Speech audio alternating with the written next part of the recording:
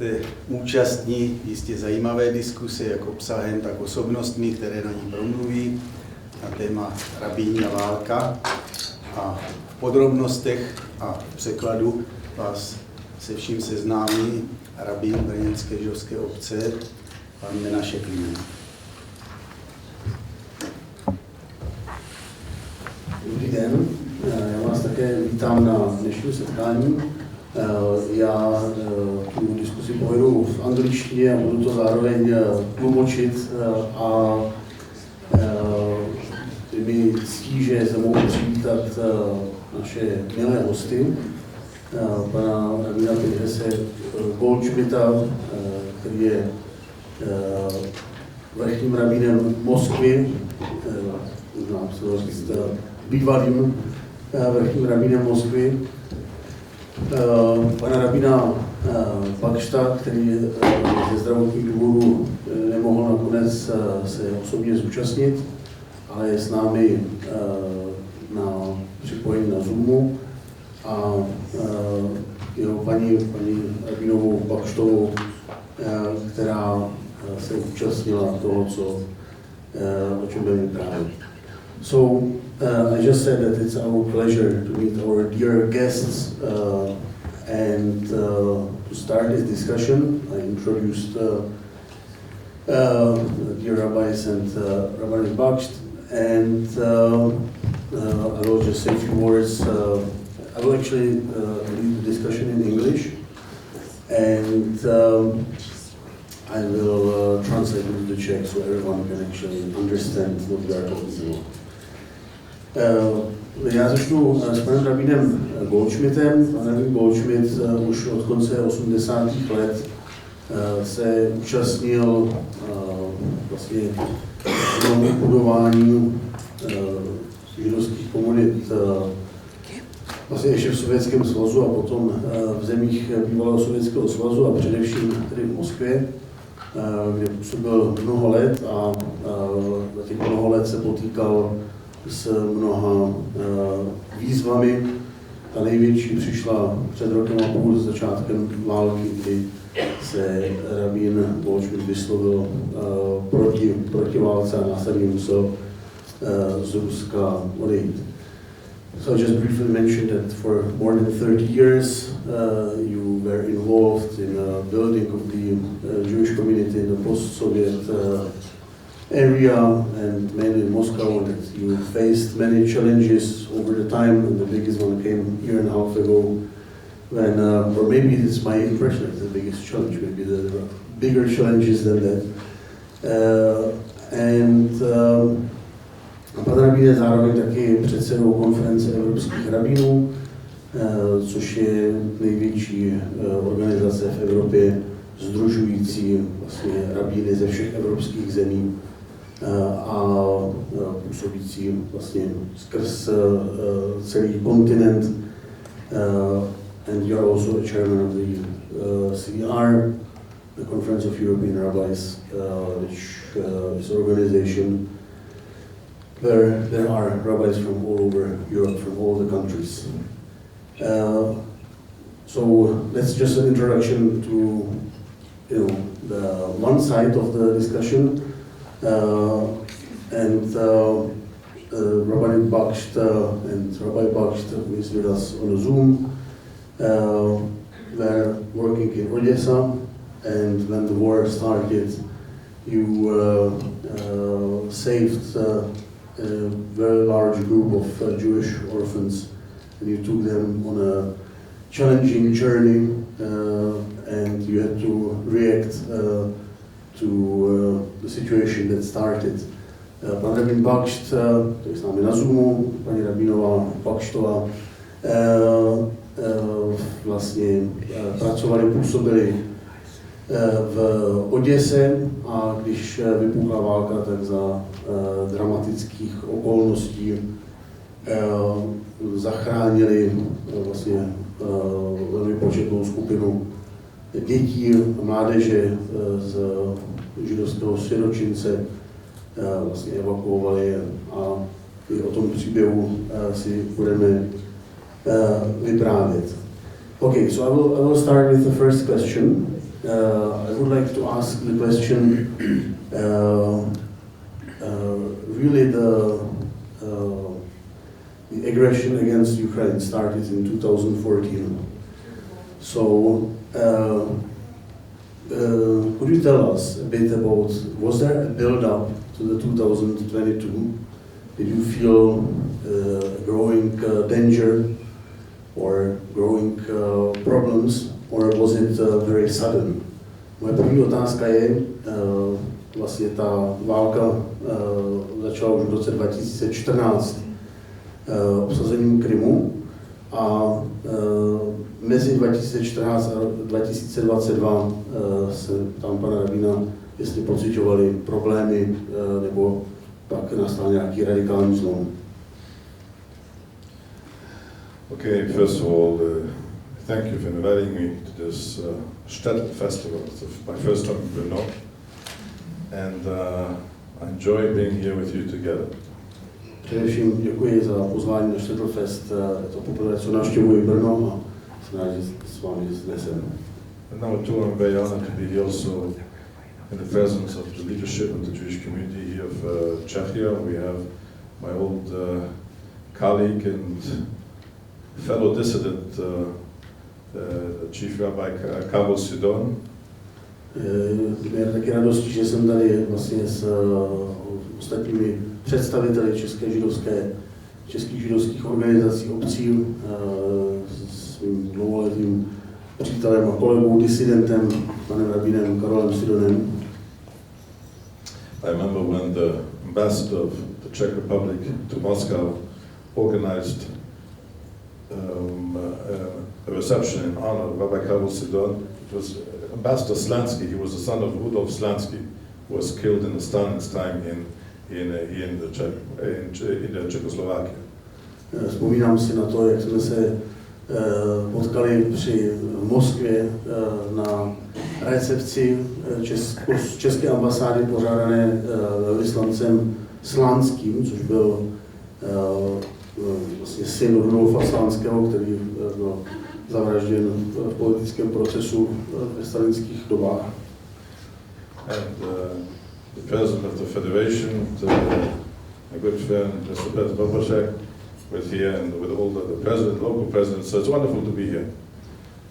A jsem rád, že taky v přítomnosti pana předsedy Petra Papouška, předsedy federace, předsedy místní židovské obce a s dalšími představiteli židovských organizací. No, of course, also with my close friends, the rabbinical couple from Odessa, now in Bucharest, Rabbi and Rabbi Bakštem. A v neposlední řadě jsem rád, že jsme zde v přítomnosti mého drahého kolegy a ze Oděsy a dneska z Bukureště pana rabína Bakšta a jeho ženy. In 2014, the Russian president took a decision that, maybe he took a decision beforehand, that he's going to recreate the empire, the Soviet Union without communism. V roce 2014 se ruský prezident učinil rozhodnutí, možná to už bylo i dřív, ale v každém případě učinil rozhodnutí, že znovu vybuduje ruskou říši. And everything which happened afterwards is a continuation of this policy. A všechno to, co se odehrálo později, je pokračováním této politiky. So, as a result of the invasion of Crimea and the Donbass in 2014, so what we see is the beginning of soft sanctions from the West, and I would say the slow exit of the Jewish business and the big business from Russia.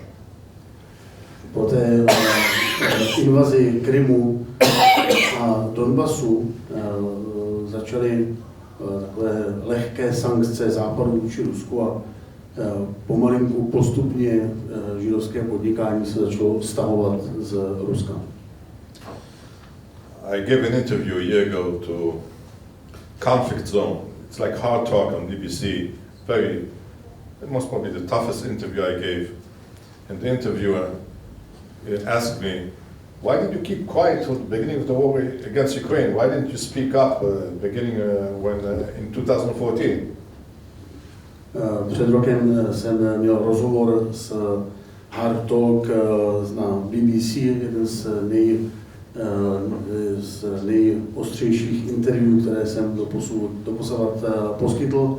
A jedna z otázek, která v tom rozhovoru padla, byla, proč jste se nevymezil proti ruské agresi už od roku 2014. The answer is obvious.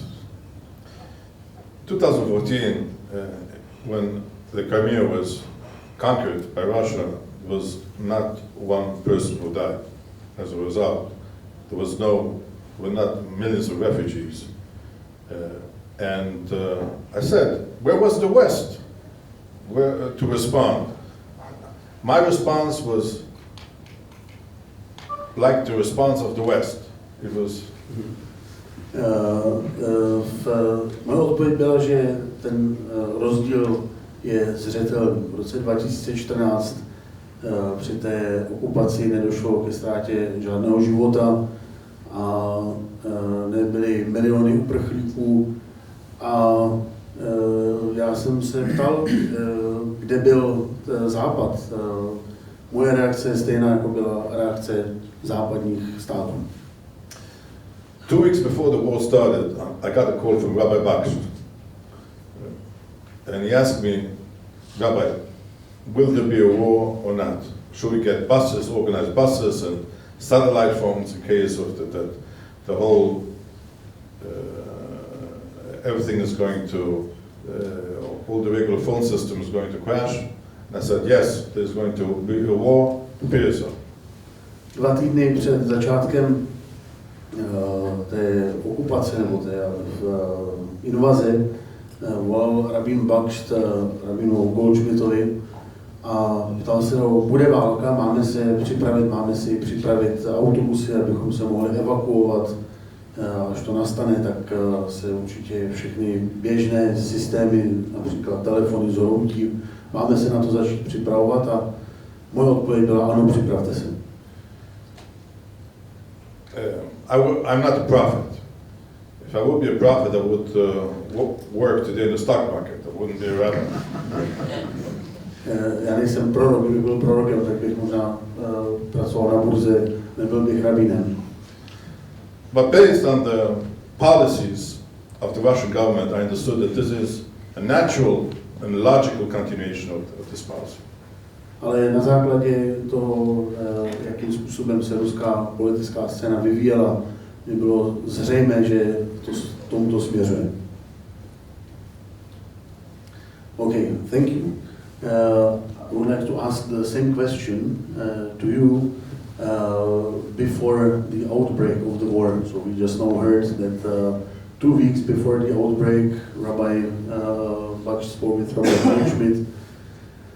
So, what was your feeling? Did you feel, what was the feeling in Oděsa? Was there like a growing fear of the invasion? Otázka na paní rabinovou je, slyšeli jsme, že pan rabín Bakšt telefonoval vlastně 2 týdny předem panu rabínu Goldschmidtovi, ptal se na tu invazi. Tak moje otázka zní, vlastně před začátkem té války, co zažívali Židé v Oděse, jak vnímali tu situaci. First of all, it's a big honor for me to be here. Thank you for the invitation. And to be here with Rabbi Goldschmidt, it helped us with the whole running away and everything we went through, the whole new situation we fell into. The truth is that a few weeks before the war, when we were getting ready, everything we prepared, we said we hope just like stocking up things and food and getting ready, and we just hope that there won't be a war. I kept on really believing till the last minute that it won't break out. It didn't sound like it's possible that you live somewhere for 30 years and you own your house, your buildings, you have like everything. You have university, you have orphanages, schools, and all of a sudden like someone's going to come and take everything away. It didn't sound like it's possible. And a few weeks before, when they kept on calling us from the Israeli government and telling us, why don't you leave? you're not Ukraine citizens, you can just leave. And my husband kept on saying that the leader of the ship leaves last, and he'll never leave this town, even though we're not Ukrainian, because he has responsibility for many, many people here, especially. For a second, because if it's too long, I will forget, you know, the bit of the story. Paní Rabínová děkuje, potěšená, že je zde s námi a popisuje, že vlastně už několik týdnů před zahájením vlastně těch válečných operací se ozývaly varovné hlasy, ale že jí přišlo nemožné, aby po 30 letech toho, kdy člověk někde žije, vybuduje život, vlastní nějaké bydlení, že ve městě, kde jsou univerzity a různé instituce a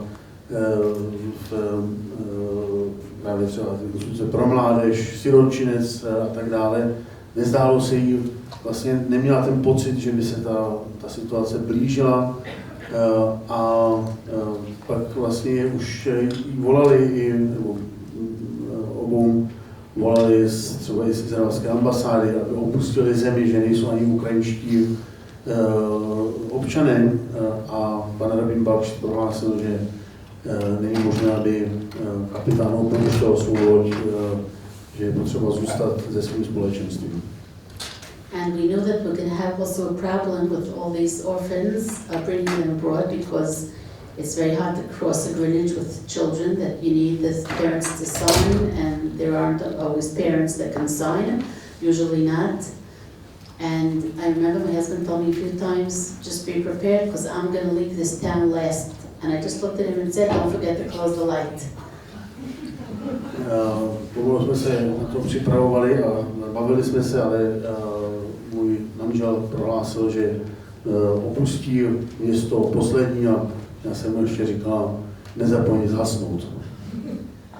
We had no idea also where we're going to escape to, and with God's help and Rabbi Goldschmidt's help, we were really helped. Rabbi Goldschmidt came a few times to Romania to see how we're doing and what we need, and the RC, everyone really helped with the new situation that we fell into. So thank you.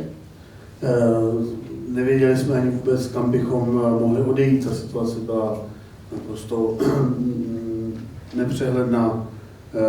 Nakonec jsme skončili v Rumunsku, kde s pomocí Boží a s pomocí pana rabína Goldschmidta se nám podařilo najít nové útočiště. Pan rabín Goldschmidt nás navštívil. And now after 4 stations, finally we're in Bucharest, and we opened up the schools again, and the university, and the kindergartens, and the orphanages, and we're just getting used to the new situation, and thank God. We always want to go home, like everyone naturally misses home, and people are having hard to get used to, but meanwhile, we're trying the best in this situation that could be. Po různých místech, kde jsme se objevili, tak nakonec jsme se usadili v Bukurešti, kde se nám podařilo znovu začít budovat komunitu, otevřít školu, školku, sirotčinec, různé instituce. A přestože doufáme, že se brzy vrátíme domů, jako každý se chce vrátit do svého domu, do svého domova, tak se nám podařilo ustanovit nový život. Okay, so my next question is, what is, because I think we'll get back to the story of the escape and what happened. I know, Rabbi Goldschmidt, that you first didn't speak for the Russian operations, and then you left and you spoke in Munich, if I'm not mistaken, and you spoke against the war, and then you were kind of expelled. Was it like an official expulsion, or like how did they is it like unspoken thing that you know that you cannot come back, or was it articulated by the Russian side?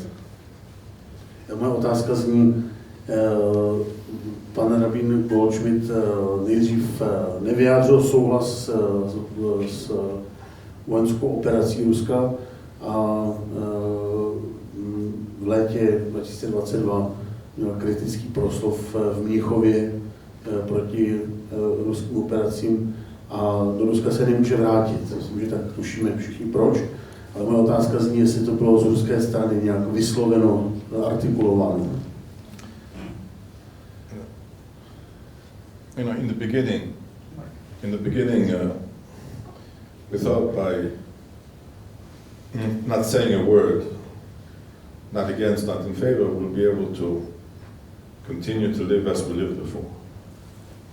But as we were getting reports of bombs and rockets all over Ukraine, of millions of refugees, of tens of thousands of Jewish refugees leaving Ukraine, I came to the conclusion that it would be wrong to keep quiet, that we have to speak out against this unjustified, unprovoked war, and not only talking. In Judaism, talking is not the most important thing, it's doing. By us, it's a mitzvah.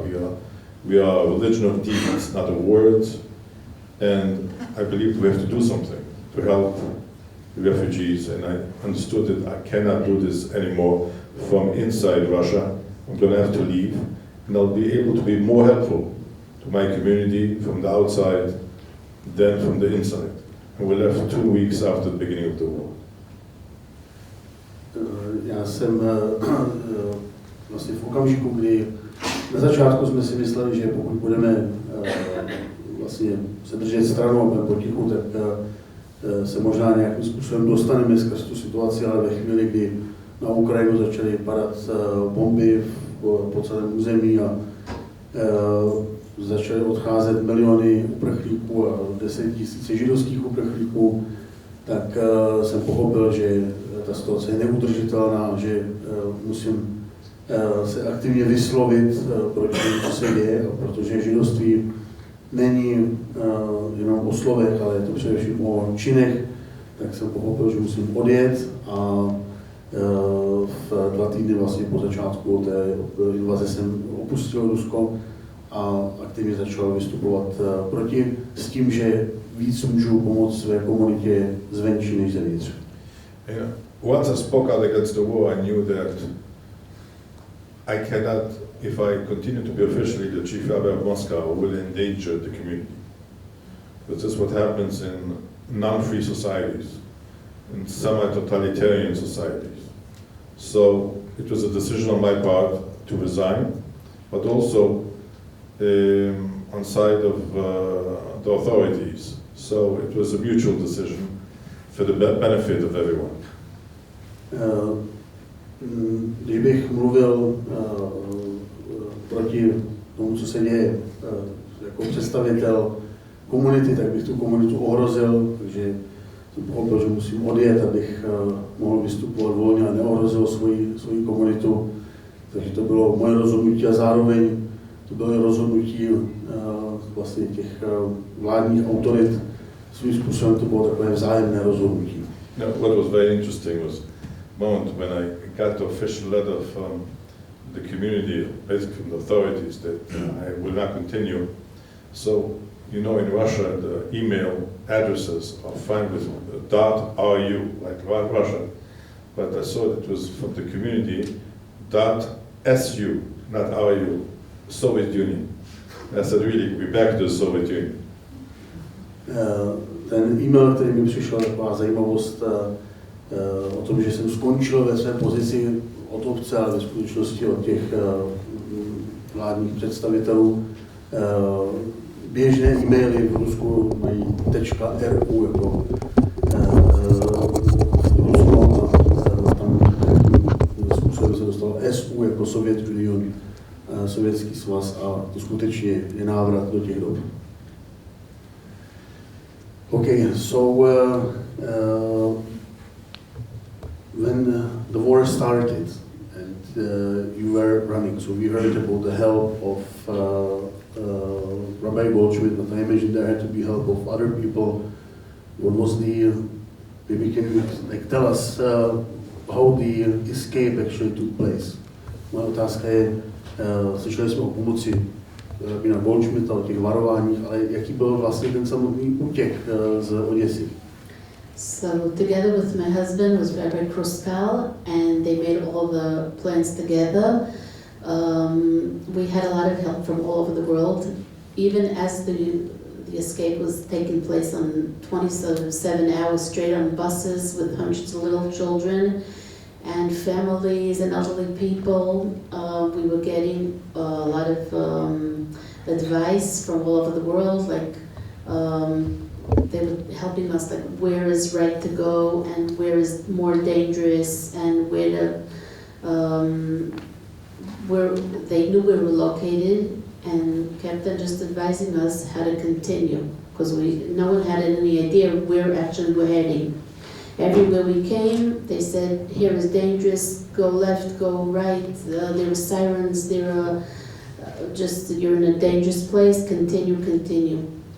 Když jsme odjížděli, tak s panem Bakštem, svým kolegou, připravovali ty plány na ten odjezd a potom asi se jednalo o velice dlouhou cestu, 27hodinovou, v autobusech plných dětí, stovky vlastně dětí, které opouštěli, a ta cesta byla dramatická, protože nebylo vůbec zřejmé, kudy utéct. Vždycky, když se kousek popojilo, tak někdo řekl, musíte někam jinam, tady to je nebezpečné, různé poplachy protiletecké, takže na každém tom místě jsme se nějak posunuli a ta pomoc přicházela od mnohých lidí. How did you, where was the stopover? You ended up? So part of the community started out going to Moldova and Kishinev, and then the law took place that people from 18 to 60 have to go to the army. So the minute all kinds of women understood that the husbands are going to be taken to the army, they didn't want to cross the borders anymore. So they ended up going with the other group that was in Ukraine, and some families just had to separate. Mothers with children went to Kishinev in Moldova, and the others just continued in Ukraine to wander around and look for a safe place in Ukraine. We had people that, like, someone had to give birth, or someone is sick, or ill people that couldn't even cross the border from all kinds of reasons, so they had to continue in Ukraine. And it took a while, after 4 stops all over, that people actually, families gathered together again and were able to join everyone together in Romania. Ta původní destinace byl Kišiněv v Moldávii a vlastně v průběhu toho útěku, té evakuace, vešlo ve zřejmost, že muži od 18 do 60 let nesmí opustit Ukrajinu, protože se musí do armády, a v ten okamžik mnoho žen vlastně odmítlo Ukrajinu opustit, chtělo zůstat vlastně někde se svými manželi. Takže ty skupiny různě přejížděly, byly různá 4 místa, kde se snažili zakotvit. Mezitím se řešily situace typu, že někdo rodil, nemocní lidé, kteří potřebovali péči, a hledalo se nějaké bezpečné místo. Nakonec se podařilo mnoho z těch rodin zase sjednotit a odejít do toho Moldavska. And then you moved to the Romania, and the Romanian government or the local authorities, the local population was helpful in your arrival there? So in Romania itself, in the beginning we were somewhere very, very far, called Neptune, and we were living in a hotel for over a year. It sounds fun, like when you go to a hotel for a week, but over a year we're living in a room and not in an apartment and having hundreds of kids on your floor every day, try to rest. It was complicated, it was very expensive also, and now finally, lately, just right before the last Pesach, we moved to Bucharest and into apartments and getting used to the new situation. Ta situace, moje otázka zněla vlastně ten příchod do Rumunska, jakým způsobem proběhl. Odpověď byla, že zůstávali vlastně rok v hotelu, že nastěhovat se do hotelu na pár dní je zábavné, ale vlastně po nějaké době je to dost namáhavé, zvlášť když se člověk má starat o stovky dětí, které potřebují péči a neustálou nějaký kontakt, tak třeba taková věc, jako si jenom trošku odpočinout, nakonec je složitá, ale nakonec tady se usídlili v Bukurešti. Okay, Rabbi Goldschmidt, so what is the situation of Russian Jews today? Jaká je situace ruských Židů dnes?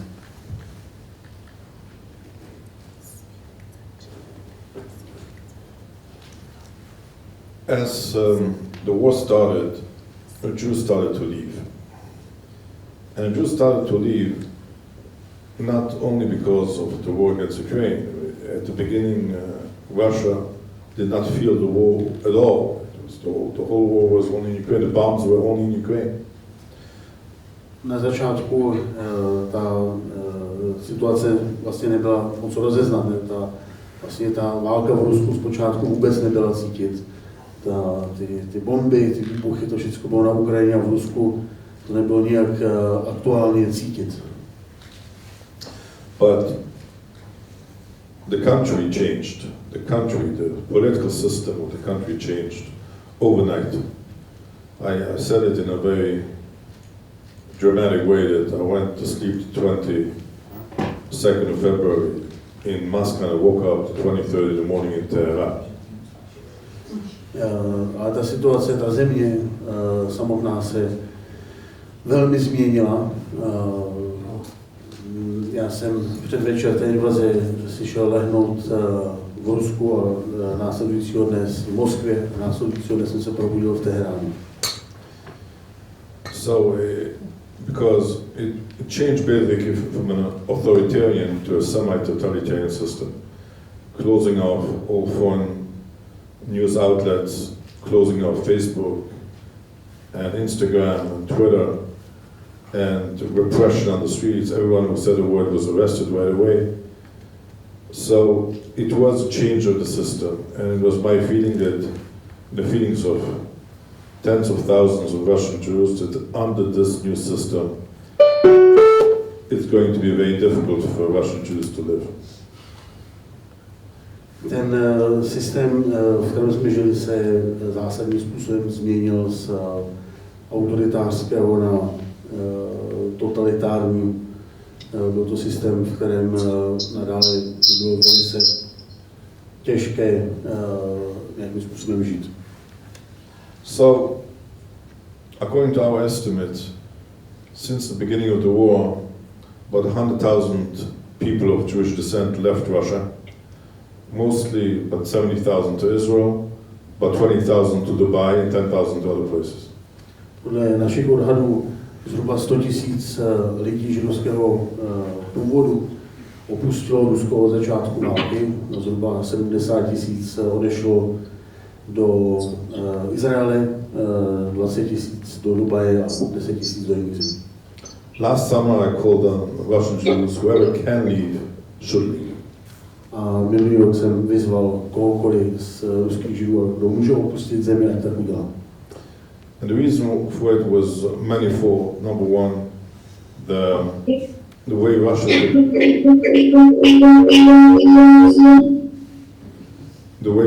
is becoming more and more isolated. B, rising anti-Semitism. C, the upcoming draft, the military draft. And D, the fear that as we inch back to the Soviet model, one day it's going to be impossible to leave Russia. Těch důvodů, proč jsem k tomu vyzval, bylo několik. Bylo tam vlastně to zrůstající nebezpečí, včetně toho, že bude mobilizace a lidé budou muset sloužit v armádě a jak se víc a víc mění ta situace na takový sovětský svaz, tak může nastat situace, že prostě jednoho dne už nebude možné odejít. Okay, Rav Bakšta, šumel. Můžeme se teď?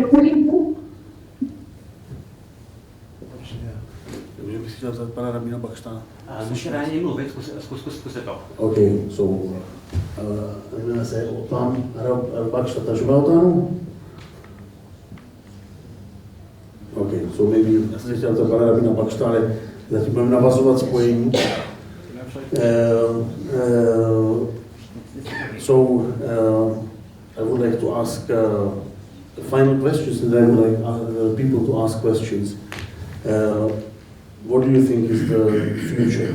I will start with you, Rabín Bakšt. Moje otázka je zní, a vlastně já bych chtěl potom předat slovo vám, abyste se mohli zeptat. Moje otázka je, jaká je budoucnost v této situaci. A první se ptám paní Rabín Bakšt. What is the future? You can speak about your community or broader view. I think everyone's dream is to go back to Odessa, actually. Whoever had a different dream made it come true. People went to Israel, people moved to all kinds of places in the world. And my personal dream is just to see everyone happy wherever they are.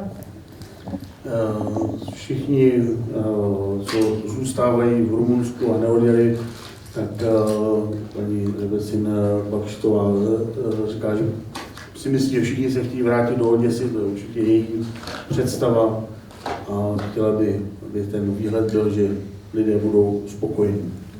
Of course, the prayer is that Messiah should come, we shall be in Israel together, happy. A ta modlitba je, aby přišla doba vykoupení a všichni jsme mohli odejít do Izraele. Of course, what do you think is the future of this conflict and the Jews who are caught in it? Stejná otázka na pana rabína. You know, I told you already that I'm not a prophet, you know. So, however, if to be, trying to be realistic, I don't see an end to the conflict right now.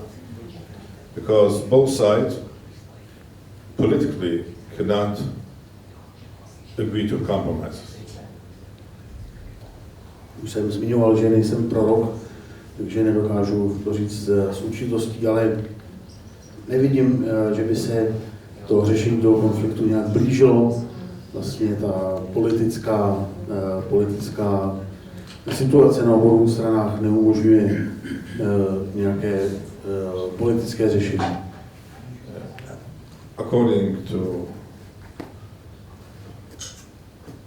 we're talking about hundreds of thousands of people who died in this conflict, and each side cannot propose to do some compromises without losing the public support at home. Mluvíme tady o konfliktu, v kterém zemřely stovky tisíc lidí a ani jedna ze stran nemůže navrhnout nějaké politické řešení bez toho, aby ztratila doma oporu. Actually, this conflict is going to be, we see that many times during big wars, that wars bring changes in technology, also in the way war is conducted. And we see that one big new item which made this war different than all the different wars between till now was the use of drones. The drones, whether it's aerial drones or sea drones, are making a huge change in the art of warfare. Vidíme na těchto velikých válečných konfliktech, že často dojde k nějaké zásadní změně technologie. V této válce to jsou drony, ať už vzdušné nebo vodní drony. To mění to umění nebo to vedení té války. And without predicting the future, I think that this war is going to be decided based on technology versus manpower. A bez toho, abych byl prorokem, tak se mi zdá zřejmé, že ta válka bude rozhodnutá technologií a ne počtem mužstva. Right. I just want to add one thing, that when the war started, both in the Kremlin and in the White House in Washington, all the experts thought that the war is going to be over between 3 days and 1 week. Bych chtěl připomenout, že na začátku války Jak v Bílém domě, tak v Kremlu experti očekávali, že ta válka bude trvat 3 dny až týden. What happened? How come the war is still going on a year and a half after it started? It is because the leader of Ukraine, Zelensky, overnight changed from a Charlie Chaplin into Winston Churchill. To, co se stalo, je, že to netrvalo ty 3 dny, ale je to rok a půl a stále to nekončí. Ta zásadní změna byla, že ten hlavní představitel Ukrajiny, prezident Zelenský, se přes noc změnil z Charlieho Chaplina do Winstona Churchilla. So we see the power of words and the power of leaders. With a few words you can change the history of your people, your country and the world. Na tom vidíme sílu slov, sílu těch, kteří vedou společnost. Pouhých pár slov může změnit společnost. Tak jo, já bych rád dal slovo vám, jestli máte nějakou otázku, kterou byste naše vzácné hosty chtěli vznést, nějaké doplnění situace nebo těch věcí, o kterých jsme se bavili. Musíte se obávat vás. Ano, prosím. Můžete ještě tak zakřičet, až tak zopakuju, když vás uslyším.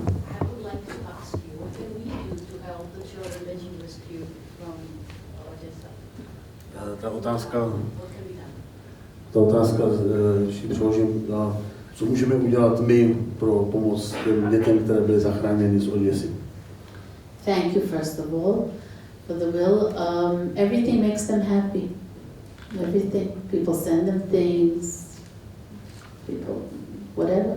Is there like any kind of connection that people can look up a website or something like that, or some organization that they can look at? Yeah, they can go in and write Tikva, and they'll see what's going on. And Spell Tikva. Spell Tikva. I think they write with the Tikva. That? I have to look at myself. Okay, so kdokoliv, paní Rabína říká, že jakákoliv pomoc vlastně ty děti těší, může to být nějaká úplná maličkost. Ta organizace, která se tím zabývá, se jmenuje Tikva a věřím tomu, že festival potom třeba uveřejní informaci. I believe the festival can announce, the way how help can be delivered. Thank you. A mě z toho velice váží. Tak jo, nějaký další dotaz? Tak prosím tam, Anna prvního. Maybe predicting how the conflict is going to be might be a bit difficult, but how it's going to be to be like Jews in Russia. Like it has been said that it's probably going to go back like it was in the Soviet Union. And I was in those years because I had no knowledge, no experience, and if it's like if patriotism now in Russia is becoming like Orthodox Christians, would it be possible to be Jew and Russian and patriotic Russian in the future? Before I answer your question, I just want to say the website of Tikva is Tikva Odessa, ODESSA.org. Whoever wants to help. Thank you. Ještě přeložím tu otázku. Ta otázka byla, jestli v současné době v budoucnu bude možné být Židem v Rusku, být Židem, který je zároveň ruským patriotem. The two main issues the Soviet Jewry had during the Soviet times was A, the lack of right of movement. Jews were not allowed to leave the country, to move, to repatriate to Israel. And number two, they were not allowed to live as Jews. V době Sovětského svazu byly dvě hlavní omezení, které Židé v Sovětském svazu zažívali. Jedním bylo omezení svobody pohybu. Židé nemohli Sovětský svaz opustit. A druhá věc, kterou Židé zažívali, bylo, že vůbec jim bylo zakázáno žít jako Židé. So you're young, you know, you don't know what the Soviet Union used to be like. So people who, for example, taught Hebrew and were jailed, and let's say people wanted to do the rite of Brit Milah, of circumcision to the children, were sent for 5 to 10 years to Siberia. Mladí, takže si nepamatujete, jaký to bylo v Sovětském svazu, ale například za to, když někdo vyučoval hebrejsky, tak hrozilo vězení, nebo když někdo nechal udělat Brit Milah, obřízku svému děti, tak mohlo skončit na 5 až 10 let na Sibiři. But the main problem was the isolation of Jews living behind the Iron Curtain. They were not able to be in touch with their brothers and sisters in the West and in Israel. This was the biggest problem. Ale ta největší potíž, kterou Židé zažívali, byla izolace, které byly uzavřeni, to, že nemohli být v kontaktu s ostatními Židy ve světě, nemohli nějak rozvíjet tyto kontakty. Now, you know, first of all, there are no airlines flying anywhere besides to Europe, to the States. You can only fly to Dubai or maybe to Israel. And, you know, we're sending rabbis or cantors to communities in Russia that stopped at the custom control and being questioned for an hour and a half each. They're checking their phones. If in the smartphones they went and went to some sites of which are forbidden sites. So basically, Russia is going back in deep isolation, and I don't think that Jews who lived under communism in deep isolation for 70 years want to do this again.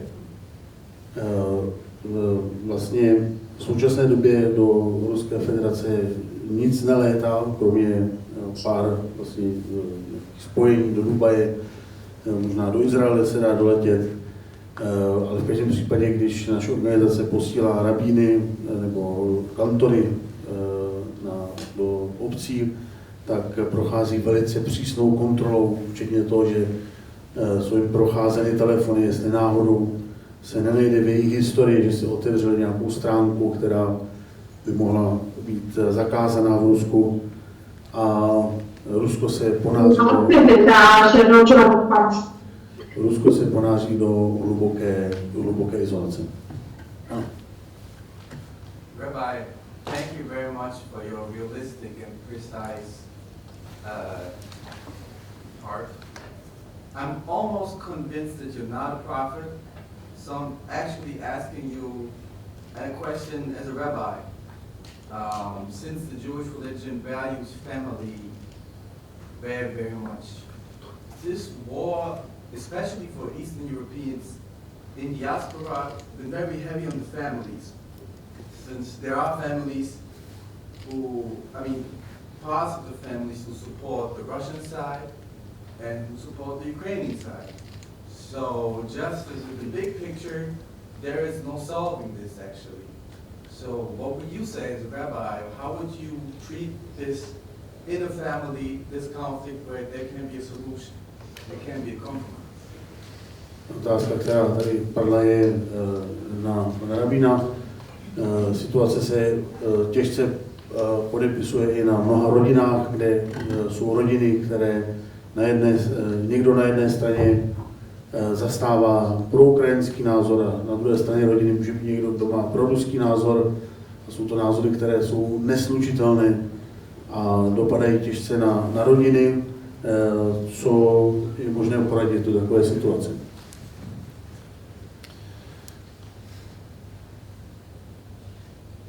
Maybe you're right that today this is already a war between two nations, between Russia and Ukraine. But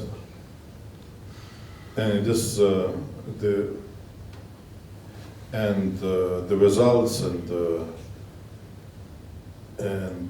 we're going to feel the results of tens of years, if not more, in the future, because at the end of the day, it was for a Russian mother in Siberia, it was a Ukrainian who killed her son, and if a Ukrainian mother in Dnipropetrovsk or in Odessa, it was a Russian who killed her son or her husband. This is going to stay for a long, long time. Máte asi pravdu v tom, že v současné chvíli se to stává konfliktem dvou národů, Ukrajiny a Ruska, a následky tohoto konfliktu budou trvat možná desítky, dlouhé desítky let. A ve finále pro ruskou matku někde z dálného východu Sibiře to bude ukrajinský voják, co jí zabil syna, a naopak pro ukrajinskou matku z Oděsy to bude ruský voják, co jí zabil syna nebo manžela.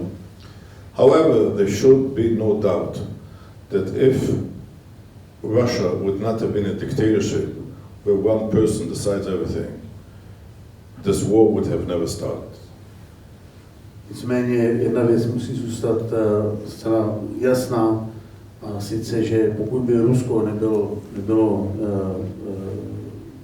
diktátorský systém, kde jeden člověk může rozhodnout cokoliv, tak tato válka by nikdy nezačala.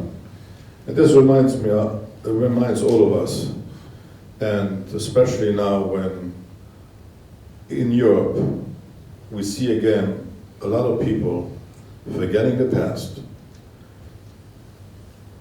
are starting again to vote for parties which do not value our democratic values. We should remember the past, and we should know that the price of losing the democratic system, it's a price which can be extremely high. Připomíná nám to, že v současné době, kdy i v Evropě vidíme vzestup různých protidemokratických stran, které se vymezují proti demokracii, ten okamžik toho, kdybychom ztratili demokracii, může, nebo sebou nese velice vysokou cenu. I have a question on Ms. Bakštem. If people from Jewish Ukrainian communities also feel their Ukrainian identity and are willing to fight against the evil of Russian imperialism. Otázka na paní Rabínovou, jak vnímá ukrajinskou židovskou identitu, jestli ukrajinští židé se vnímají jako součást Ukrajiny a jsou ochotní se zapojit do boje proti ruskému imperialistickému zlu. אז הם גם יהודים נלחמים? אם היהודים נחשבים עצמם, איך מרגישים? מחויבים להילחם את לנו או לממשלה? להילחם באגרסיה הרוסית. There are people that came in special from different countries and are fighting, and people, Jewish people even that died in the war, that they came in special for that, and people are willing to do a lot and give a lot, and they feel part of everything, the Jewish people.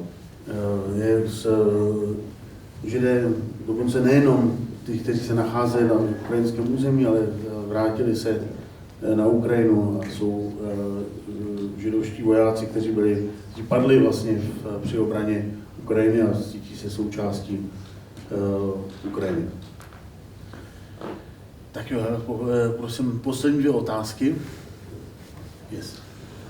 Erich Kulka, který přežil Treblinku, tak napsal sbírku židovského humoru, kde doslovu píše, že už není po založení státu Izrael místo na další vznik židovských anekdot, protože už vlastně přestal takový ten útlak. Jsou nějaký nový židovský vtipy, které teď vznikly v téhle situaci?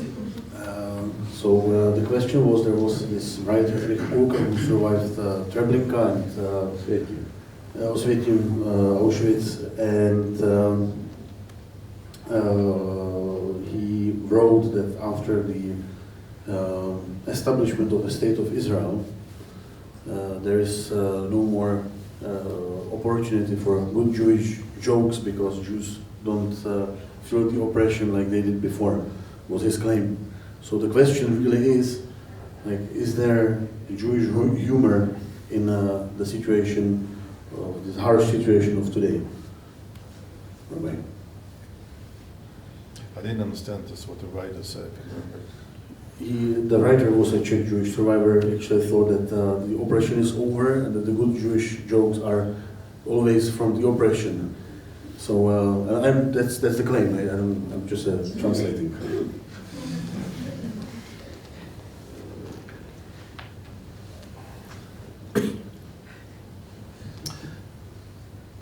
So there is also some Jewish humor, which you can hear in, on both sides. Unfortunately, the Jewish issue in this conflict is quite prominent. And the reason is why is because in the Russian propaganda, this war is being shown as the continuation of the World War II, of the Soviet war against the Nazis, and now the Russians continue to fight against the neo-Nazis in Ukraine. That's how Russian propaganda shows it to its own citizens. I v současné situaci na obou stranách té hranice toho konfliktu vznikají různé vtipy. Bohužel to téma Židů a židovství se objevuje na neštěstí poměrně prominentně jako součást toho konfliktu, kdy ruská propaganda vykresluje ten svůj boj jako pokračování boje proti nacismu, vlastně popisuje ty své nepřátelé jako neonacisty. So when Foreign Minister Lavrov was repeating these fictitious accounts, so he was asked, but the president of Ukraine is Jewish, Zelensky. So he said Hitler was also of Jewish descent. Vlastně když ministr zahraničí Ruska padl na něj dotaz, když vlastně ta propaganda popisuje tu situaci, jak ji popisuje, tak jak se vypořádá s tím, že prezident Ukrajiny Zelenský je Žid, načež ministr Lavrov odpověděl, Hitler byl taky Žid. So I would rather not to hear this kind of humor. To není vlastně typ humoru, který by pan rabín rád slyšel. OK, so last question, poslední otázka.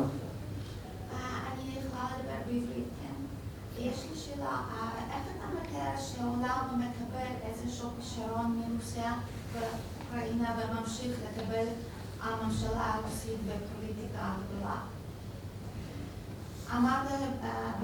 אמרת לפני זה שלא רוסיה ולא אוקראינה הם לא יכולים לתת איזשהו פשרון, ובמקרה הם אימצו איזשהו פשרון, ואתה יכול לתאר לעצמך שהעולם הגדול הפוליטי הוא מקבל הנשיא הרוסיה וממשיך לעשות עסקים עם הממשלה שקיימת עכשיו שם. Otázka, která padla v hebrejštině, je otázka, jestli si pan rabín myslí, nebo jak si představuje, že svět bude, nebo může vnímat ruskou vládu.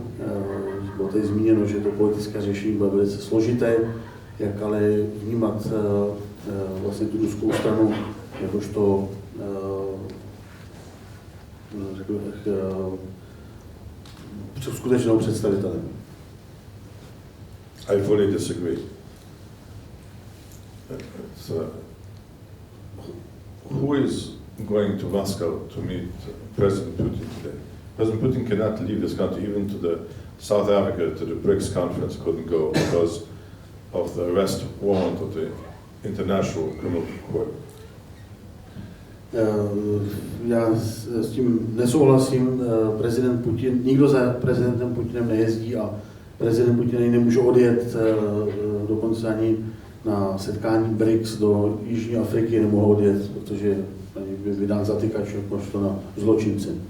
So the big friends of Russia today are also the big friends of Israel today. It's Iran and North Korea.